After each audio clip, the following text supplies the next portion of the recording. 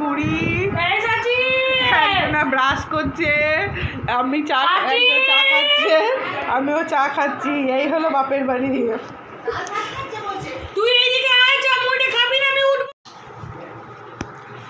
বাবা টমেটো খাও। যাচ্ছিস কেন? তালপাস খাচ্ছিল তুই বলে ওই তালপাস খাওয়া তো হয়ে গেছে। না এসব খাই। ও খাওয়া তো আমি সামনে করে বসাও, ওকে দিলাম খেয়ে নেয়। আর নুনু পুতু নাই ওকে খাইয়ে দেবে। ও কেজি 2 এ পড়ে, সেকশন এ।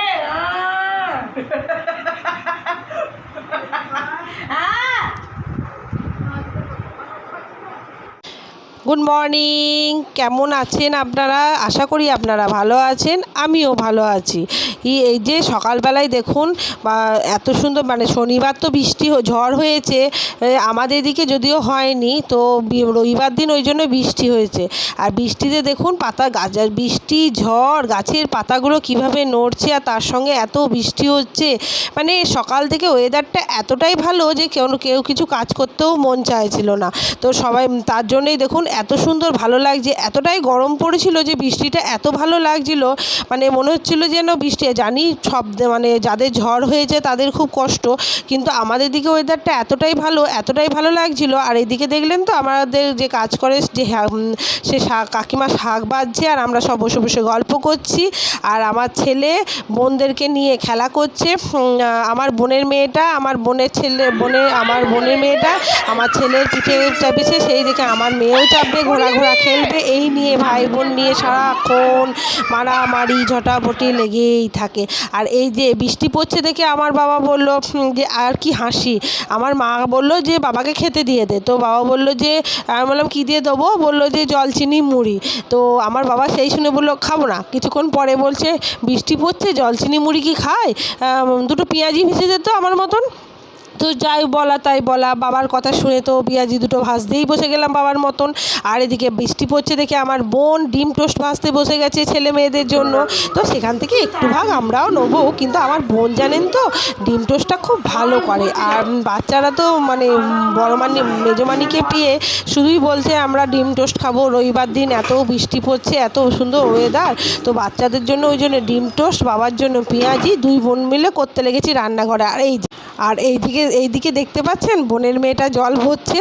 মামার বাড়ি ভারী মজা, কিলচর নাই, কিন্তু দাদু কাজ না করে দিয়েছে নাতিদের একটু খেতে দেবে না। দাদুর কাজই হলো যে মামার বাড়িতে এসছিস জলগুলো ভর। আসল কথা কী বলুন তো, যখন লোকজন বেশি থাকে না প্রচুর জল লাগে, তো বাচ্চাগুলোকে ওই জন্য শেখানোই হয় যে কেন বসে থাকবি।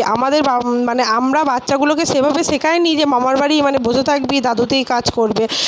সব বাচ্চাগুলোকেই শেখানো হয়েছে যে তোরা বসে থাকবি না, তোরা জল ফাঁকা হলেই জল ভরবি। আর এই যে দেখছেন আমার মেয়ে বোনের মেয়ে দুজনাতে মিলে খেলছে আর খেলাও করছে কেমন।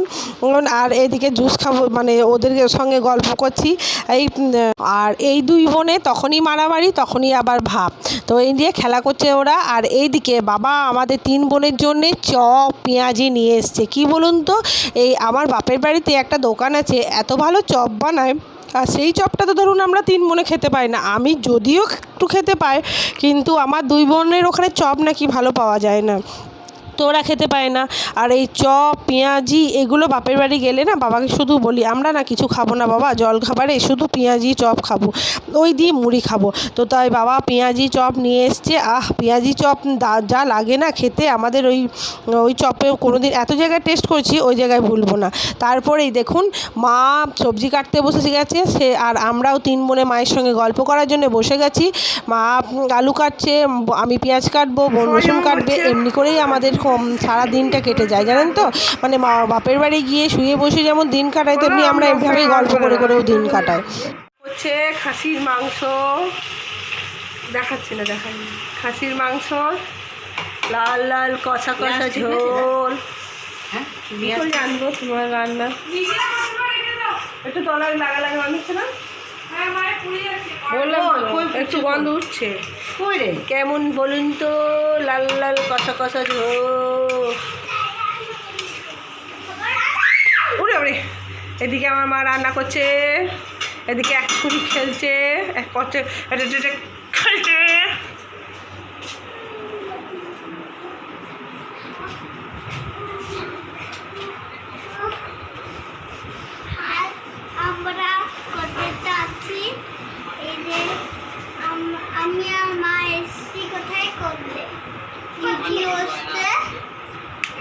এসছে?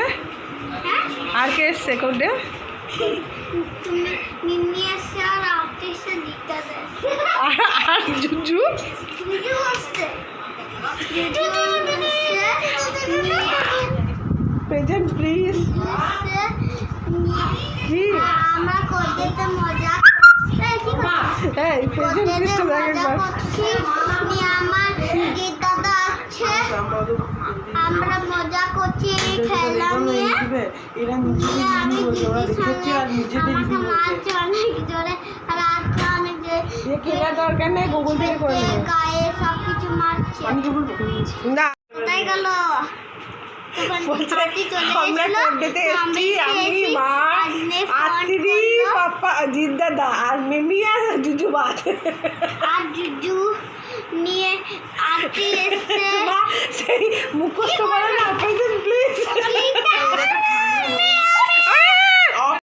এই যে তারপরে বোন দুই মেয়েকে খাওয়াচ্ছে, আর ওই যে আমার ছেলে আর বাবার খাওয়া হয়ে গেছে, বাবা উঠে গেছে। আমার বাবা জানেন তো নাতি নাতনিদেরকে নিয়েই খেতে বসে। আর তারপরেই সন্ধেবেলায় মা আটা মাখছে, আর আমার মেজো বোন ছোটো বোনের চুল বেঁধে দিচ্ছে। আমার ছোটো বোন নিজে নিজে চুল বাঁধতে পারে না, তার জন্যই মেজো বোন বেঁধে দিচ্ছে চুলটা।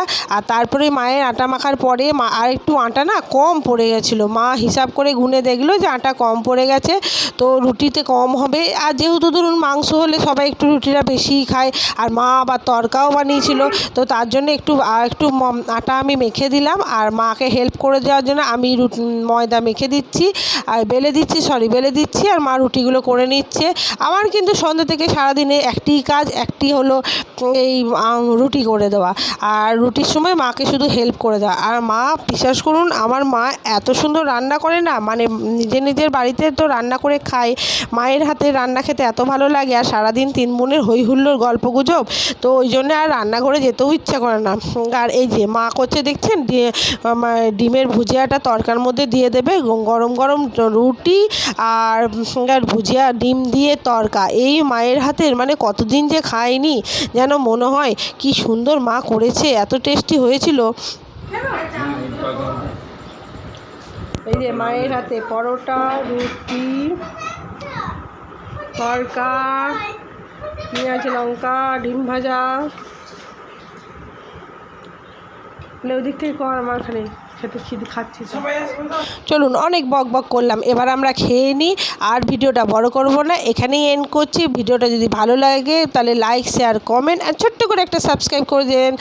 গুড নাইট, অ্যান্ড দেখা হচ্ছে নেক্সট ব্লগে।